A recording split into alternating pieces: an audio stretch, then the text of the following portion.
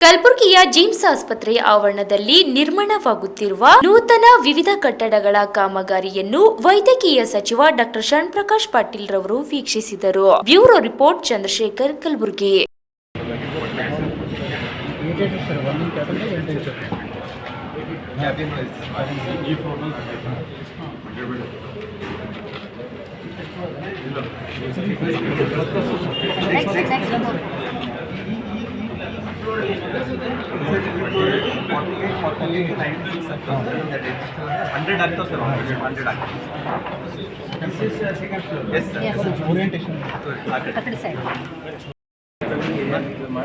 Sir आपका height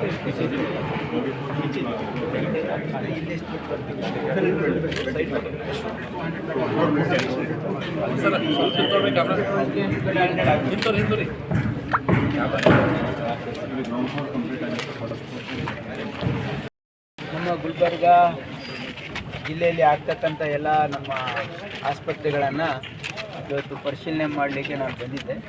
ಇವತ್ತು ಇಲ್ಲಿ ತಮ್ಗೆ ಗೊತ್ತಿರೋ ಹಾಗೆ ಇಲ್ಲಿ 200 ಬೆಡ್ಡಿನ ಒಂದು ಕ್ಯಾನ್ಸರ್ ಆಸ್ಪತ್ರೆಯನ್ನು ಮಾಡ್ತಾಯಿದ್ದೆ. ಈಗಾಗಲೇ ನಮ್ಮದು 90 ಬೆಡ್ ಹಾಸ್ಪಿಟ್ಲ್ ಇದೆ. ಈ 210 ಬೆಡ್ ಮಾಡಿದರೆ 300 ಬೆಡ್ ಒಂದು ರೀಜ್ನಲ್ ಕ್ಯಾನ್ಸರ್ ಸೆಂಟರ್ ಮಾಡಬೇಕು ಅಂಥೇಳಿ ಇದನ್ನು ಈಗಾಗಲೇ ನೀವು ನೋಡಿದ್ದೀರಿ. ಈಗ ಬಂಕರು ಎಲ್ಲ ರೆಡಿ ಆಗ್ತಾ ಇದೆ. ಅವ್ರಿಗೆ 6 ತಿಂಗಳೊಳಗೆ ಮುಗಿಸಿ ಆಗಸ್ಟ್ ಒಳಗೆ ಇದು ಇನಾಗ್ರೇಷನ್ ಮಾಡಬೇಕು ಅಂತಕ್ಕಂಥದ್ದಕ್ಕೆ ಕೂಡ ಅವ್ರಿಗೆ ಒಂದು ಟೈಮ್ ಲೈನ್ ಕೊಟ್ಟಿದ್ದೀವಿ. ಇದಕ್ಕೆ ಬೇಕಾಗ್ತಕ್ಕಂಥ ಉಪಕರಣಗಳನ್ನು ಕೂಡ ನಾವು ಈಗಾಗಲೇ ಅದಕ್ಕೆ ಟೈಅಪ್ ಮಾಡ್ಕೊಳ್ಳೋಕ್ಕೂ ಕೂಡ ಎಲ್ಲ ಮಾಡ್ತಾಯಿದ್ದೀವಿ.